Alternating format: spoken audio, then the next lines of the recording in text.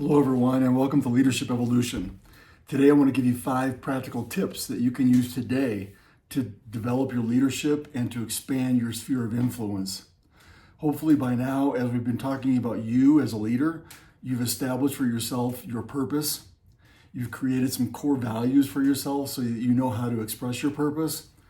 You've accepted responsibility for your life's experiences, and you're practicing self-awareness on a regular basis. Those 4 things are the topics of 4 previous videos that I've posted, and I'll put the links to those videos in the description below. If you have not watched those videos and done that work for yourself, I highly recommend that you do that today before you watch this video. Although you can watch this video because the things I'm going to share with you today are very helpful. However, they're the most helpful when you've already done the work to know your purpose, your core values, you've accepted responsibility, and you know how to practice self-awareness. And now I'd like to share with you 5 practical tips that I believe will take your leadership to the next level. These are things that you can try and experiment with so that you can apply all the things that we've talked about so far. Number 1, use your purpose to advance your career. For example, have you ever been in a social situation and somebody asked you, "So what do you do?" And of course, you give them the answer, "I work for XYZ company and we do this and I am that," and so on and so forth. Well, what if you used your purpose as an answer to that question? So for example, my purpose is that I build leaders to their fullest potential. And so when someone asks me, "Jim, what do you do?" I tell them I build leaders to their fullest potential. And they kind of look at me funny because they're not expecting that kind of an answer. And their curiosity goes way up and they want to know, well, what does that mean? Where do you do that? What does that look like? And all those questions lead to really good conversations about what I do for a living. The other thing that does for me is my passion, the passion that I have for what I do, because it's my purpose, rises to the surface. And now I'm very interested in giving my answer to whoever asks, "What do you do?" People are attracted to people who are on purpose. I always coach my clients and tell them that when you're putting together your resume, lead with your purpose. In my case, I put right at the top, I help build leaders to their fullest potential. And then afterwards, I give all my credentials and all my experience and all my expertise and so on and so forth. But my resume is built around my purpose for life. Why? Because I know people are attracted to people who are on purpose. And the very excitement and energy that I have for my purpose actually bleeds out onto the paper. Try it sometime and see if you don't get more responses to your resume as a result. Because again, people, and especially employers who are looking for the best and the brightest, they're looking for people just like you. They are attracted to people who are on purpose and know what their life is about. Another thing you can do with your purpose when it comes to your career is to use it to know whether or not you're going to say yes or no to any opportunity that arises. So, for example, I know that my purpose is to build leaders into their fullest beauty and potential. And so when I have an opportunity, when somebody calls me on the phone and says, "Hey, I've got a job opening," or someone has an idea for a business, the first question I ask myself is, does that align with my purpose? If it does, then I enthusiastically say yes. If it doesn't, I joyfully say no, and I know exactly why. I don't go to bed at night worrying and wondering, well, man, should I have said yes to that opportunity? Because I know this is my purpose, this is what I'm about, this is how I'm going to live my life. And so if you know your purpose, you can use it to funnel all the opportunities that come your way and know whether or not you should say yes or no to them. So that's practical tip number 1, is use your purpose to further your career. The second leadership tip that I have for today's video is to use your core values to get back to your center. And here's what I mean by that. If you've done the work to create your own core values, then you know that those values are your way to express your purpose. So for example, my purpose is to build leaders into their fullest beauty and potential. One of my core values is that I remain present and in the moment, bringing all the love that I have to whoever I'm with in any situation. When I bring my best attention, that's when I can help somebody the most. So that's one of my core values. Now I know that I can express my purpose by living out that core value of being present. But here's the tip. You can use your core value to get back to your center whenever you feel off. Have you ever come home from work and sat down on the couch and got something to drink and you kind of reflect on the day and you think, man, I just don't feel right. Something's off. Probably you're off because you're not on purpose anymore. And the way to get back to your purpose, the way to find your way home is to use your core values. So in my case, I know that when I get present with whoever I'm with, then that centers me. It brings me back home. It lets me know that I'm back on purpose. And it really, really helps when I feel like discombobulated throughout the day. Is that even a word? Discombobulated? I don't know, but you know what I mean, right?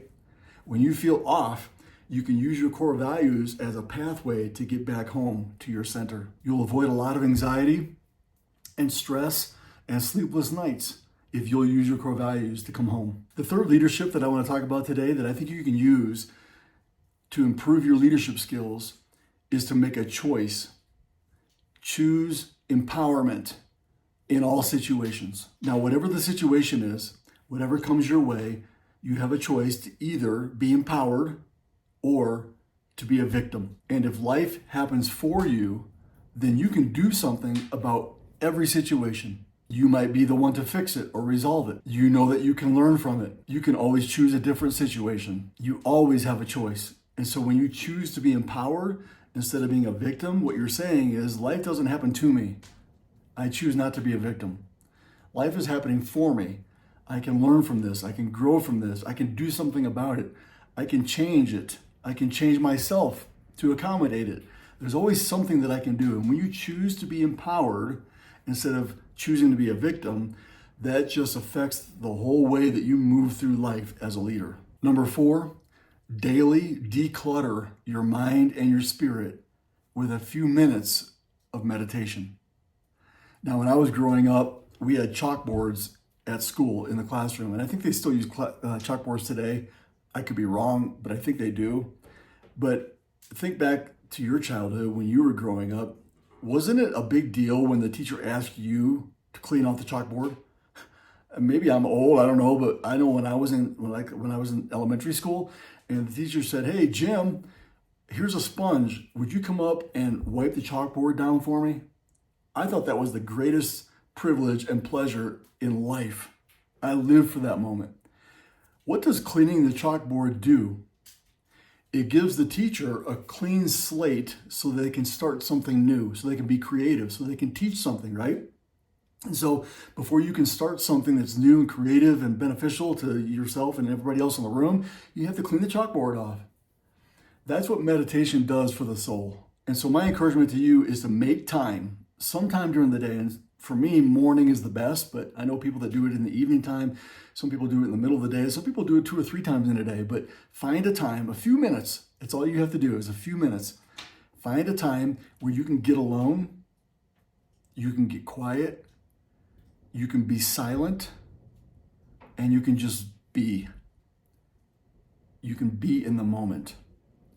Now, here's what's going to happen.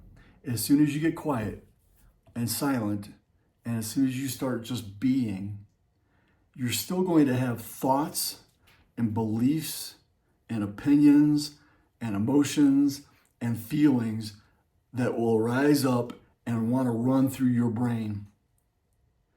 And it's going to be up to you whether or not you snag onto it and hold on to it and start thinking about it and grinding on something instead of meditating. So breathe deeply, just be in the moment.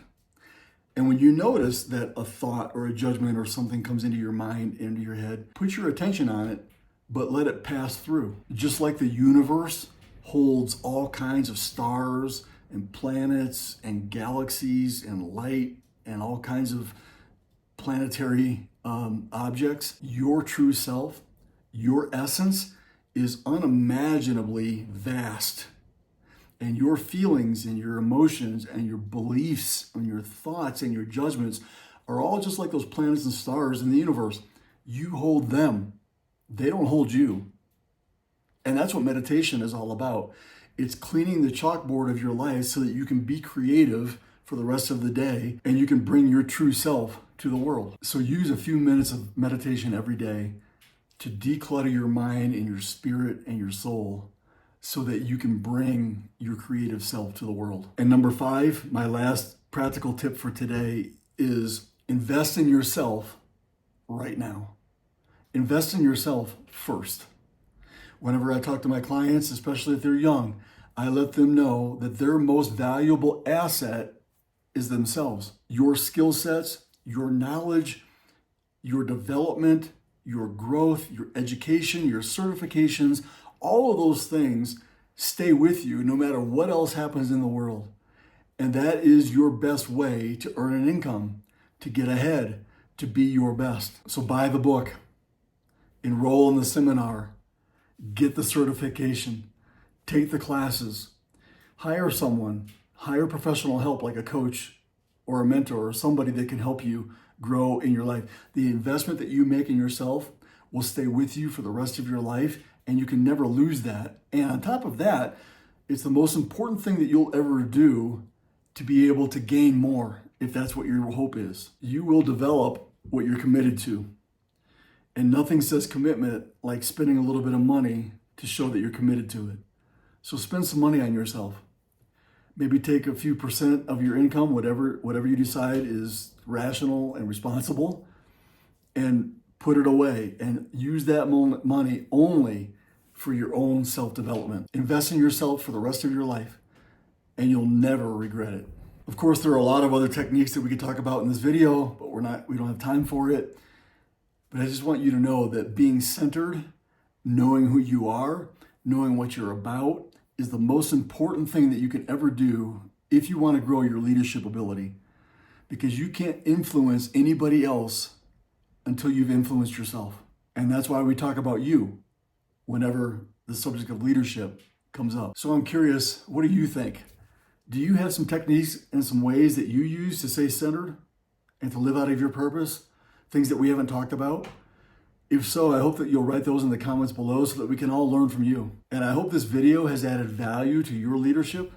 And if that's the case, I also hope that you'll hit the like button on this video because that helps the channel grow, and I'd really appreciate that. And if you'll subscribe to the channel, then you'll be alerted every time content like this comes out. In the meantime, thanks for watching, keep evolving, and I'll see you in the next video.